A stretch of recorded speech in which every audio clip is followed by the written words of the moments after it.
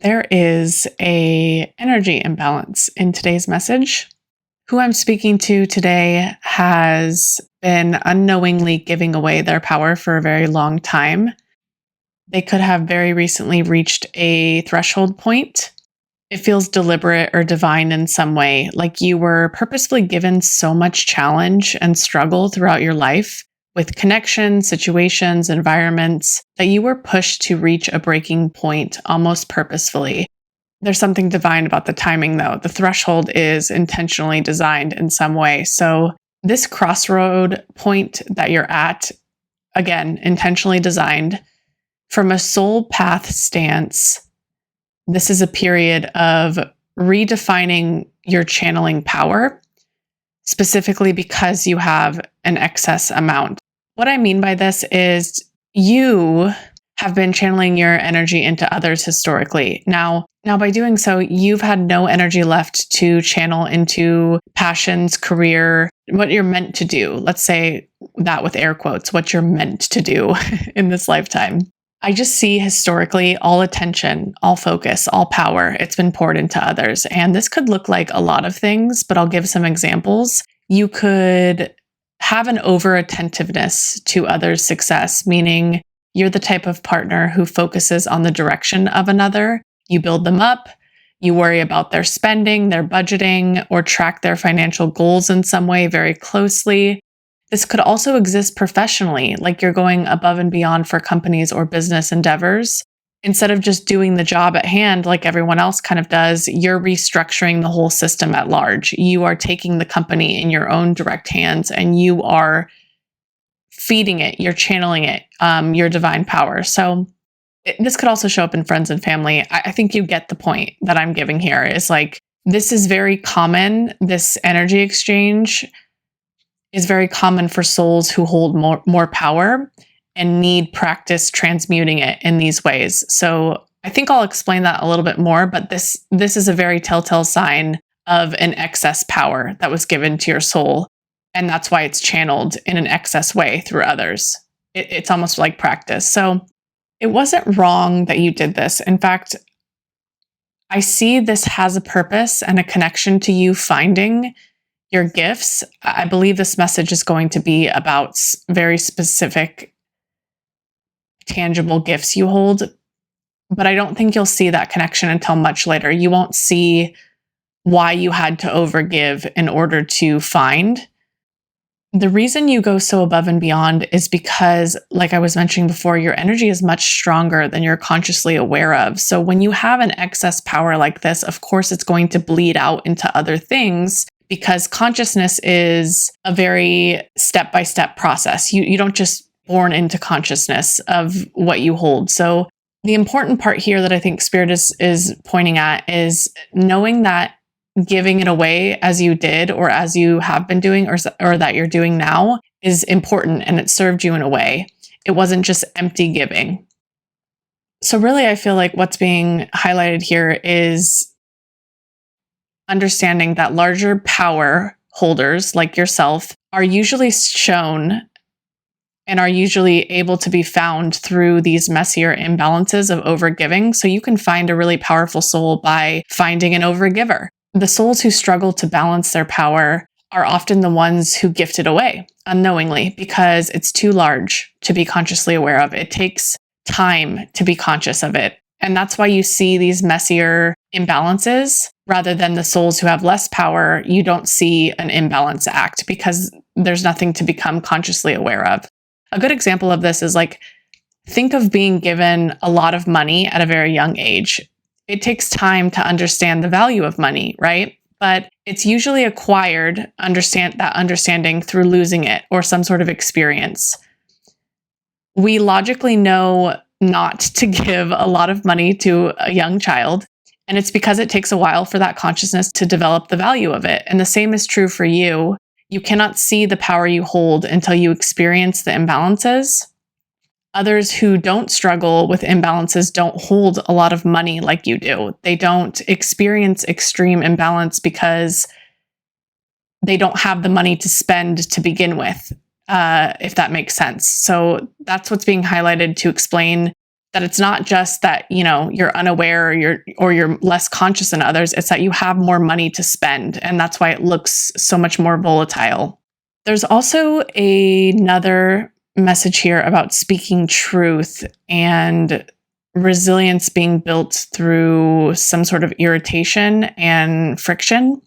Those who I'm talking to today, there might be a lot you're holding in to keep the peace or to not deal with conflict in some way. This could be like familial, it feels, or friendship related. I also see connections with work or money.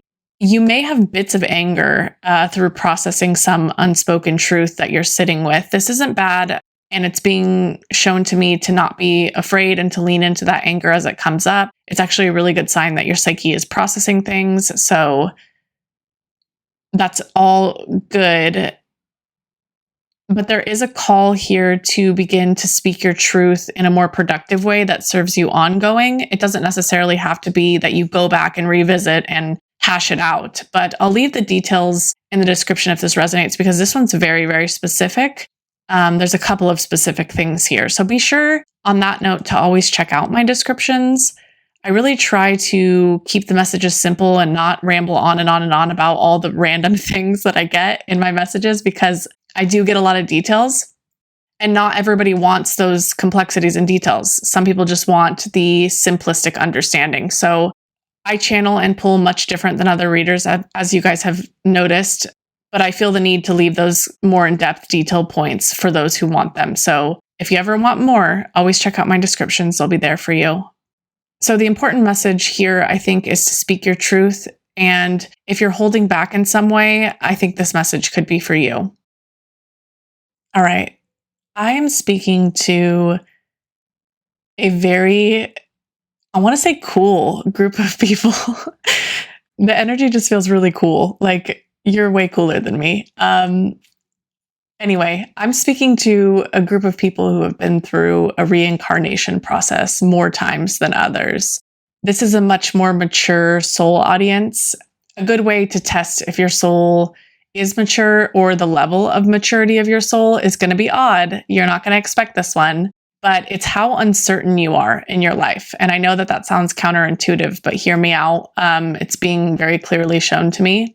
It's usually the souls who have the most certainty and the most confidence that have the most left to learn and are very young and, for lack of a better word, immature souls that need more reincarnation to mature. Those who are uncertain, like who I'm speaking to today, are more mature in their life lessons. And they might not feel that way, which is kind of like the double-edged sword, right? But it feels opposite, but it's the result of the humbleness these souls have found through their lifetime of learning. What I feel here is that you possess a deeper mastery in acquiring what's called specific knowledge. And I'll talk about that. I'll explain it. It seems obvious, the term specific knowledge, like you could probably just guess what that means, but it's a little bit probably more nuanced than you're thinking. It really boils down to something that cannot be taught and is possessed through many lifetimes of accumulated knowledge, like who I'm talking to today, these mature souls that maybe don't feel mature. You're basically born with this like insight and this wisdom that you cannot explain, and that maybe you don't even think about until I bring it up in these examples I'm going to give you. You maybe just know things. It seems obvious to you when it's not to others. And that kind of always puts you in that mentor position, especially in partnerships, is like you'll find you just know the things that they don't, right? This could be where overfunctioning does come in play, is like you're teaching your wisdom in some way to others where wisdom is not obvious to them. It could be frustrating also to you, is like, why are you not seeing this common sense thing? And it's not common sense. You've learned that not through the hardships that you think you have. You've learned that through lifetimes. That is lifetime wisdom, is intuitive. This could also show up as having really good intuition about people, foresight about situations that are coming up. This is a reflection of just how many different lives you've lived in and you've acquired specific gut feelings from those lifetimes. It's not the way that we think of knowledge. This is soul wisdom. And I'm going to explain, I think, or Spirit is going to explain, I'm going to relay why it's important in your life path. You basically have this skill that can't really be put into words or shape. This is why doubt also creeps in more for you, is because less mature souls that come here that aren't meant to ascend in this lifetime have more shape to their knowledge. It fits our definition of it because they fit comfortably into that shape. They follow very linear paths of education, jobs, careers, structures, where you don't. And so yours is very much intuitive and non-linear. I think Spirit wants me to try to give shape to your understanding before we talk about what it is and maybe like why. But specific knowledge can't be taught. It is not like linear education where you can get a skill and master it. What it really is it's deeper intuition to connected truths and a resistance to false illusions, which feels like rebellion, obviously, to the mass population. But what feels obvious to you is not to others. And so a lot of your life is connecting those dots for others, which is why overfunctioning usually happens. A good example of this is seeing someone's connection points between their habits or impulses. Like, you'll automatically connect that a certain individual, for example, has money issues because of a family or systemic issue that they hold. You're noticing that pattern. You're connecting those larger pieces. You don't need to be told the backstory. You just instinctively see those patterns and have that knowing. It doesn't need an explanation. It doesn't need anything else. Another example of specific knowledge is like learning quicker than most, or having familiarity with specific subjects and you can't explain why. Like, they might feel familiar. This is lifetime knowledge. You're just remembering it in some way. So there's a bunch of other ways that specific knowledge can really show. Others also might be drawn to you for guidance. Like, you might notice when you give advice to others, something just really clicks for them once you phrase it for them a specific way. And so, again, it's really important that you understand two things. That one, you hold an excess amount of power, and that two, overgiving is a big sign of specific knowledge, is because they have to channel it into others to learn, to practice how to hold it inwards. It's very common, and it's almost probably the biggest sign I think Spirit is highlighting here, that you have this specific knowledge gift. The word gift makes me feel like this collective might be annoyed with that word. I don't know why I just got that, but I'm going to try not to use the word gift because it sounds cliche, maybe to some of you. This last part of the message is where I think Spirit is going to connect some things for me. And I'm going to explain why it even matters. Like, why am I talking about specific knowledge? If it doesn't fit into the system I live in, why is it helpful to me? This doesn't sound like something that's useful. That's kind of like what I'm hearing as a response. So more than specific knowledge, what this really is an internal compass that points you to something. It's the two that work together. You maybe notice that you're drawn to specific topics and you just love, I don't even want to say learning because it's not conventional learning. You might not like conventional learning, but you like things that are maybe weird and don't fit into a way that conventionally make money, that can go anywhere, quote unquote, in society. You're just kind of interested in what seems like randomness, things with no place, things with no structure, but it's like this broad spectrum of things, right? Those random things, though, are your intuition from past lifetimes, and they're connecting things together you might just not be able to see or consciously be aware of. You are just remembering through those channels your soul's, I'm not going to say gifts, I'm going to say power, or where you're meant to channel your power. This is the guidance, the compass in some way. So it might sound odd to put the two together. Like, let me just give you a practical example instead of just floating with this, is like, if you're interested in music or history and you can get down a rabbit hole of those things, but they have no practical way to go anywhere in your life, right? Like, you'll go down a rabbit hole and then, you just feel it's useless. But here's what you need to know is This lifetime is meant for you to find direction through ease, not necessarily the way in which that ease is found, like through these channels of random funness that you're exploring. It is through the feeling specifically of ease. You'll notice that a lot of struggle has followed your life from what I can see. This struggle indicates an imbalance is happening. Your guidance compass is to follow effortless pursuits. That is your internal, let's call it power. There's a big emphasis here to pursue things that give you creative joy and light up those specific knowledge containers for you.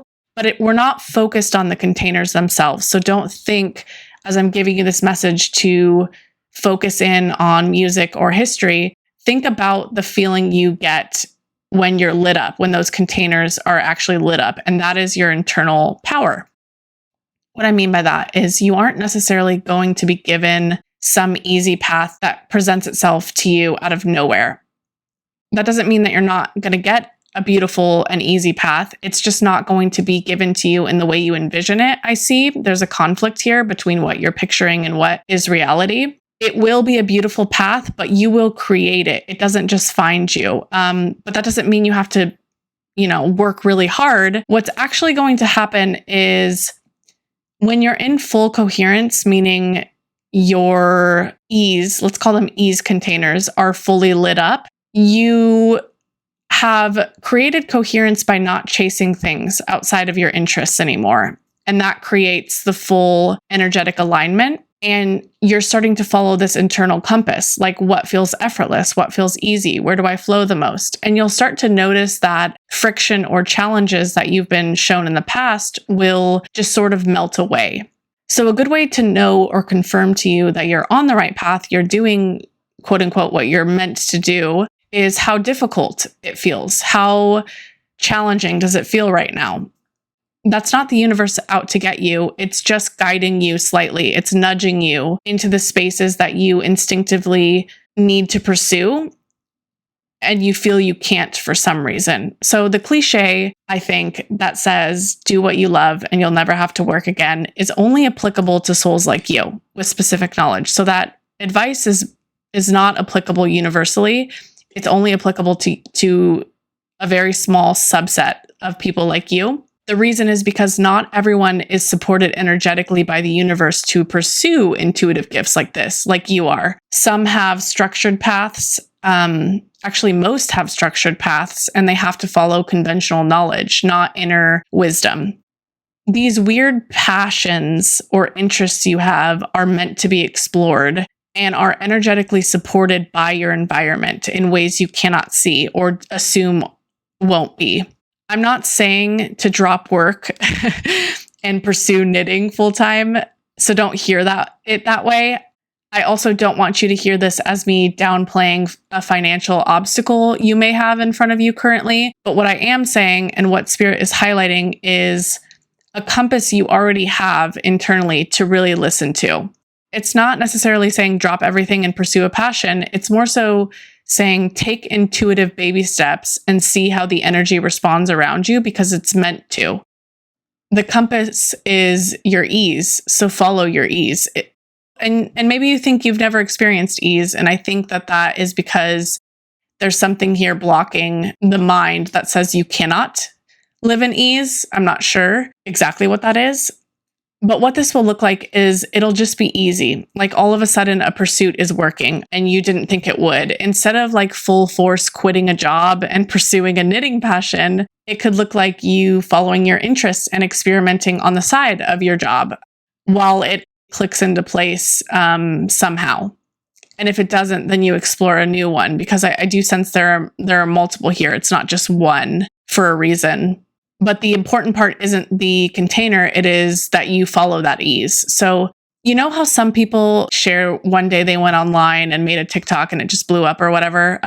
This is kind of like your compass energy I'm talking about. The energy of just doing something out of joy or fun and then being shocked that it blows up or overnight a new path opens for you. It's not that this new path just like comes out of nowhere and hits you. without you doing anything, but instead it is presented through pursuing joy or what excites you and experimenting with an outlet in some way. And I know some of you, this is the last part, I think, is I do sense some reservations with what I'm saying for some of you. There might be constraints of why you can't explore currently or don't have the bandwidth to pursue side passions right now. Maybe you're burnt out or whatever the case is. There's many reasons here, I sense. But to that, Spirit responds that the burnout is a direct sign that it's difficult and needs to be adjusted in some way. You were meant to sniff out ease. You were meant to find the ease and follow that instinctively with your inner wisdom. You will be blessed, I see, with ease, abundance, and ease is meant for you in your life path. But first you have to shift out of, and this might be a hard truth, you have to shift out of not making excuses that you don't deserve ease or that it's not in the cards for you right now. It is, you're just meant to experiment until it clicks effortlessly. That's your confirmation. This last part is maybe a confirmation to those who already instinctively know to do this, but keep leaving comments. The comments themselves do not have to be anything personal about you. Think of these as energetic nudges. This helps me align to your energy more efficiently and be able to channel for you. And I want to be able to do that. I read each and every one, always. None are missed. None are ignored. I am so thankful for each and every one of you and love you all. So, cheers, friends.